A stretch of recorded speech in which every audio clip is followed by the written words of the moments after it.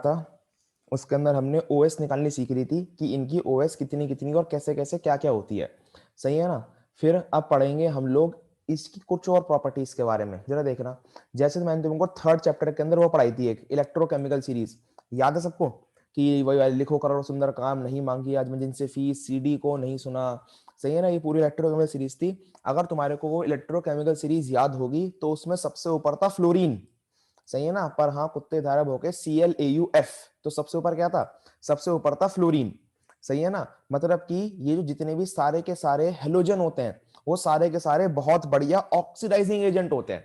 सबको याद होगी कि इलेक्ट्रोकेमिकल सीरीज में सबसे ऊपर की तरफ होते हैं ऑक्सीडाइजिंग एजेंट और नीचे की तरफ होते हैं रिड्यूसिंग एजेंट। तो हम कह सकते हैं जो अपने सारे के सारे हेलोजन होते हैं वो बहुत बढ़िया ऑक्सीडाइजिंग एजेंट होते हैं। अब ऑक्सीडाइजिंग एजेंट का मतलब क्या होता है? जो सामने वाले को ऑक्सीडाइज करे और खुद का रिडक्शन करे। जिनको ये बात नहीं पता वो लिख लेंगे कृपया करके अपनी कॉपी के अंदर हेडर में। ऑक्सीडाइजिंग एजेंट का मतलब होता है जो सामने वाले का ऑक्सीडेशन करेगा और खुद का रिडक्शन करेगा। सही है ना। इसका मतलब फ्लोरीन, क्लोरीन, ब्रोमीन, आयोडीन सारे के सारे बहुत बढ़िया ऑक्सीडाइजिंग एजेंट है और इन सब में से सबसे ज्यादा स्ट्रॉन्गेस्ट ऑक्सीडाइजिंग एजेंट होता है फ्लोरीन। फंडा समझ गए? सबसे ज्यादा भयंकर ऑक्सीडाइजिंग एजेंट होता है fluorine. F2 is the strongest oxidising agent among halogen. तो फ्लोरीन क्या करता है? फ्लोरीन अपने नीचे वालों को, मतलब कि सीरीज के अंदर जो उसके नीचे आते हैं FClBrI, तो फ्लोरीन अपने नीचे वालों को रिड्यूस ऑक्सीडाइज कर देता है। क्या कर देता है? फ्लोरीन अपने नीचे वालों को ऑक्सीडाइज कर देता है। ठीक है ना, क्योंकि ये क्या है? बेस्ट ऑक्सीडाइजिंग एजेंट है। क्लोरीन अपने नीचे वालों को कर देता है, ब्रोमीन अपने नीचे वालों को कर देता है, और आयोडीन के नीचे कोई है ही नहीं तो आयोडीन किसी को कर ही नहीं पाता। फंडा समझ रहे हो? ये सारे के सारे ऑक्सीडाइजिंग एजेंट है। फ्लोरीन बेस्ट है तो ये अपने नीचे वालों को ऑक्सीडाइज कर देगा। क्लोरीन अपने नीचे वालों को कर देगा, ऊपर वाले को नहीं कर पाएगा, क्योंकि अगर क्लोरीन फ्लोरीन को ऑक्सीडाइज करने जाएगा तो खुद ही ऑक्सीडाइज हो जाएगा, क्योंकि फ्लोरीन इज बेस्ट। तो ध्यान रखना, हर एक एलोजन अपने नीचे वाले को ऑक्सीडाइज कर देता है। एग्जाम्पल एग्जाम्पल देखो जरा। ये रिएक्शन, ये गलत है रिएक्शन है। इन रिएक्शन को मत लिखना, जो रिएक्शन मैं लिख रहा हूँ वो लिखना, ये गलत है। कॉपी पेस्ट करने में दिक्कत है इनके अंदर। जरा देखना तो रिएक्शन क्या चलती है। फ्लोरीन आया, ये क्या करेगा? अपने नीचे वालों को ऑक्सीडाइज करेगा। ऑक्सीडाइज मतलब कि जो नीचे वाले हैं इसके, मैं लिख रहा हूं यहाँ पर एक्स, यहाँ पर जो एक्स है ना, एक्स, इस एक्स का मतलब है ClBrI। ठीक है ना, इसके जो नीचे की तरफ है ClBr और I, ये क्या करेगा? इसे ऑक्सीडाइज कर देगा। मतलब कि इसके ऊपर का नेगेटिव चार्ज खुद ले लेगा, इसके ऊपर का नेगेटिव चार्ज खुद ले लेगा और इसका बना देगा ये सिंपल डाइहेलाइड, मतलब कि डाइहेलोजन। ये जैसे यहाँ पर अगर यहाँ पर Cl होता तो ये Cl नेगेटिव का बना देता Cl2 और F2 खुद अपने पर साथ लेता। देख लो जरा, फ्लोरीन का क्या हो गया? फ्लोरीन का हो गया रिडक्शन। फ्लोरीन का क्या हुआ है? रिडक्शन। क्यों? क्योंकि ये ऑक्सीडाइजिंग एजेंट है। और ये जो X है, X मतलब कि बाकी के बचे हुए हेलोजन ClBrI, इनका हो चुका है क्या? ऑक्सीडेशन। सबको देखना आता है ऑक्सीडेशन रिडक्शन क्या होता है, कि अगर इन पे नेगेटिव चार्ज बढ़ता है तो होता है रिडक्शन, और नेगेटिव चार्ज कम होता है तो होता है ऑक्सीडेशन। बस सिंपल सा फंडा है।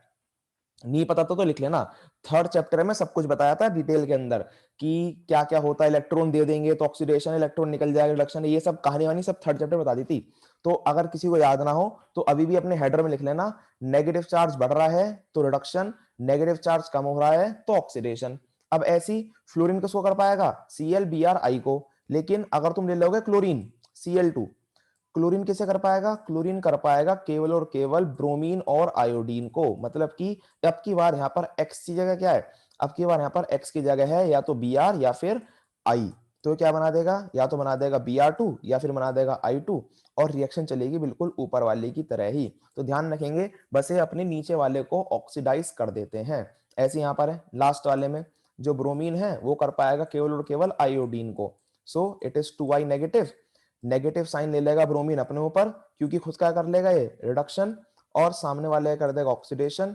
तो इस तरीके से अपनी रिएक्शन हो जाएंगी। जल्दी चिपका लेंगे, या फिर चिपकाने से पहले एक और लास्ट देखो, लास्ट नीचे वाली क्या है? नीचे वाली भी ये बात है कि फ्लोरीन जो है वो बहुत बड़े ऑक्सीडाइजिंग एजेंट है, तो ये पानी को भी ऑक्सीडाइज कर देता है। फ्लोरीन पानी को भी ऑक्सीडाइज कर देता है, लेकिन क्लोरीन और ब्रोमीन में इतनी ताकत नहीं है कि ये पानी को ऑक्सीडाइज कर सके, तो ये पानी के साथ कर लेते हैं रिएक्शन और रिएक्शन करने के बाद बनाते हैं हाइड्रोहेलिक एंड हाइपोहेलस एसिड। क्या बनाते हैं?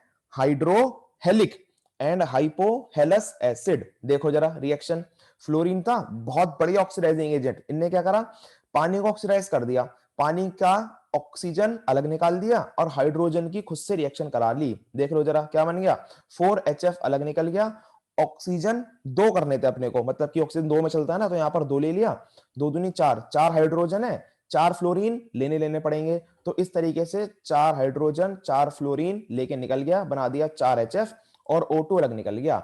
और लास्ट के अंदर क्या है, लास्ट है अपना क्लोरीन या ब्रोमीन, क्लोरीन लेता हूं, देखो जरा लास्ट में क्लोरीन ले लिया मैंने, और अगर मैं इसकी पानी से रिएक्शन करा दूंगा तो ये बना देगा हाइड्रोहेलिक, मतलब कि अब की बार यहाँ पर हेलिक क्या है, यहाँ पर है क्लोरीन, तो ये हो जाएगा हाइड्रोक्लोरिक, समझ रहे हो, हाइड्रोक्लोरिक एसिड, HCl, H है Cl है, निकल गया, प्लस पानी को देखो, पानी को ऐसे लिख लो HOH, पानी को कैसे लिखते हैं हम लोग, HOH लिखते हैं, देखना जरा, ये लिख दिया मैंने पानी को HOH, तो इस तरीके से हो जाएगी रिएक्शन, HCl निकल गया अलग और जो अपना बाकी का बचा हुआ था वो चिपक गया, HCl निकल गया अलग और बाकी का बचा हुआ चिपक गया, पास का पास दूर का दूर, HCl गोली, और बचा क्या, HOCl, देख रहे हो क्या बचा हमारे पास, HOCl, इसे कहते हैं हम लोग हाइपोहेलस एसिड। यहाँ पर हेलस क्या है, यहाँ पर है क्लोरस, तो इट इज हाइपोक्लोरस एसिड, ये अपना हाइपोक्लोरस एसिड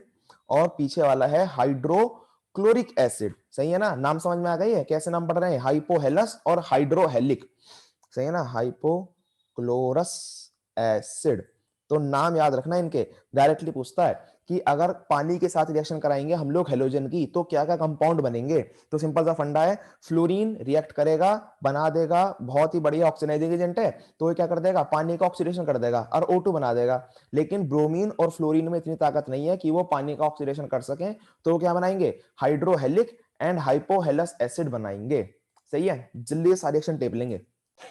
अब आइए देखिए नेक्स्ट टॉपिक है अपना एनोमलियस बिहेवियर ऑफ फ्लोरीन, पहले कितनी बार पढ़ चुके हैं, फ्लोरीन से पहले इसका पढ़ा था ऑक्सीजन का, उससे पहले किसका पढ़ा था नाइट्रोजन का, कारण सारे पहली वाले ही हैं, क्या थे कारण, छोटा साइज, हाई इलेक्ट्रोनेगेटिविटी, लो BDE और एब्सेंस ऑफ डी सबशेल, सही है ना, इसमें कोई नई बात नहीं है, सब कुछ हम लोग पहले पढ़ चुके हैं। फ्लोरीन के अंदर एनोमलियस बिहेवियर दिखाता है, फ्लोरीन के पास क्या कमी है, सबसे पहली बात फ्लोरीन बहुत ज्यादा छोटा है तो हाईली इलेक्ट्रोनेगेटिव है, लेकिन इसके अंदर अलग क्या है, लो बॉन्ड डिसोसिएशन एंथैल्पी, मतलब कि जब F2 बनता है सबको लगा था छोटा है तो ज्यादा एनर्जी देनी पड़ेगी, लेकिन ऐसा नहीं होता, due to inter electronic repulsion इसका बॉन्ड ऑलरेडी कमजोर हो जाता है, तो हमें बहुत कम एनर्जी देनी पड़ती है।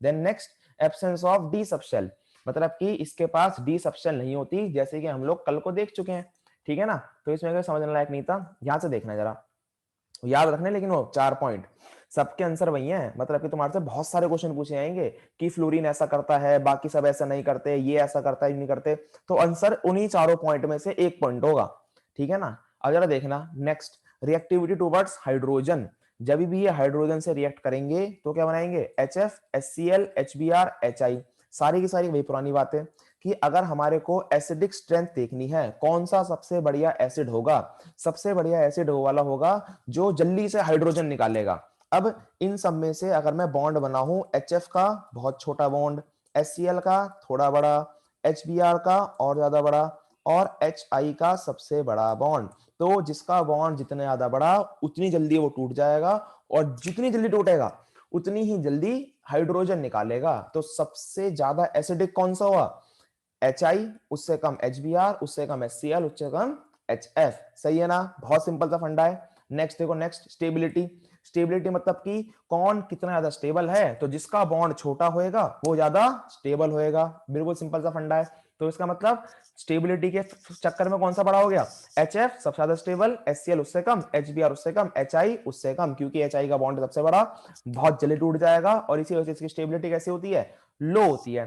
Then next, HF is exceptionally liquid due to hydrogen bonding, सही है ना, सिंपल सा फंडा है, पहले बता चुका हूं पहले मैं तुमको, सही है ना, क्या बताया था, फोन के बारे में बताया था, फोन के बारे में, कभी भी फोन होगा और उसके साथ हाइड्रोजन होगा तो क्या बनाएंगे ये H बॉन्ड बनाएंगे तो भाई क्या रखा है, जो अपना HF होता है वो बनाता है H बॉन्ड इस तरीके से, सही है ना, इसका H इसका F और ये रहे H बॉन्ड, ठीक है ना। और एक्सेप्शनली HF क्या रहता है, लिक्विड रहता है ड्यू टू हाइड्रोजन बॉन्डिंग, ठीक है।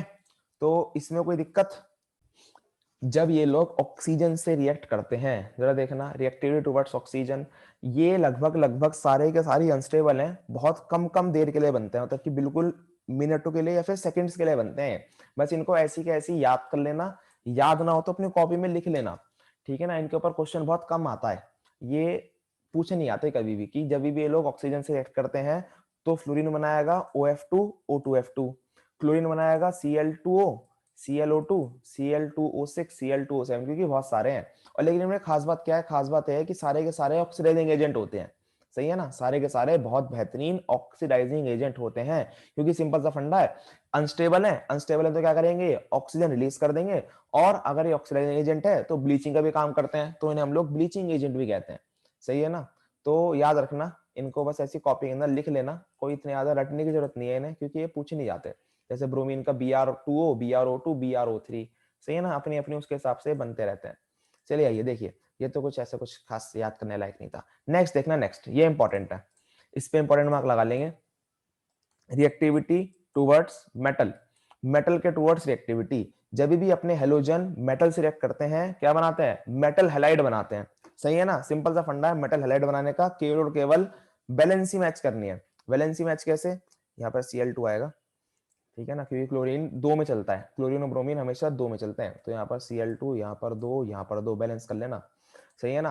तो सिंपल सा फंडा है, Mg की वैलेंसी कितनी, दो, ब्रोमीन की वैलेंसी कितनी, एक, तो बस Br की वैलेंसी इसके नीचे, Mg की वैलेंसी इसके नीचे, और कंपाउंड बन जाएगा MgBr2, सही है ना। बच्चों वाले कंपाउंड है, लेकिन इनमें खास बात क्या है कि जब भी ऐसे कंपाउंड बनते हैं तो मेटल, और ये देखो जरा नीचे ट्रेंड देखो, trend MF MCl MBr Mi, ये ट्रेंड है आयोनिक करेक्टर का। इसको आयोनिक ना देख के तुम लोग देखो कोवेलेंट, जैसे तुमको याद होगा कुछ दिनों पहले ही पढ़ाया था मैंने कि कभी भी कोवेलेंट करेक्टर अगर हमको देखना होता है तो covalent character is directly proportional to polarisation, याद है, covalent character is directly proportional to polarisation. PCl5 शायद उसमें आया था, PCl5 या PCl3 वाले में, कि इनमें से कौन सा हैलाइड ज्यादा कोवेलेंट है, इसमें कहते थे हम लोग पेंटा हैलाइड ज्यादा कोवेलेंट है, क्योंकि उसके अंदर पोलराइजेशन ज्यादा होता है। भाई साहब याद है, क्लियर, चलो जी याद है, तो नहीं याद उनको भी देख लो जरा।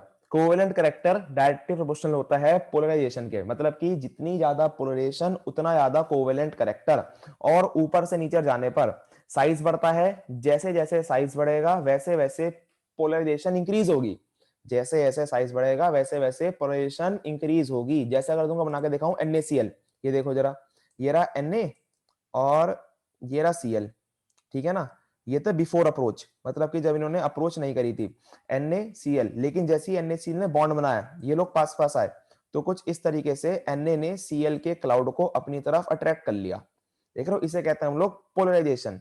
Na ने Cl के क्लाउड को अपनी तरफ अट्रैक्ट कर लिया, और ऐसी ही पोलराइजेशन किसके अंदर होती है, बड़े वाले कंपाउंड में, मतलब कि अगर मैं NaI की बात करूं, NaI, ये रहा छोटा सा Na, फिर से वही, और लेकिन अब की बार आयोडीन कैसा है, आयोडीन है बहुत बड़ा, ये रहा आयोडीन लार्ज साइज का, ये है बिफोर अप्रोच, मतलब कि जब ये दूर दूर थे, लेकिन जैसे ही ये पास पास आए इस Na के क्लाउड ने आयोडीन के क्लाउड को अपनी तरफ अट्रैक्ट कर लिया, और जितना बड़ा क्लाउड होगा उतनी ही ज्यादा अट्रैक्शन होगी, जितनी ज्यादा अट्रैक्शन उतनी ज्यादा पोलराइजेशन, जितनी ज्यादा पोलराइजेशन उतने ही ज्यादा कोवेलेंट करेक्टर।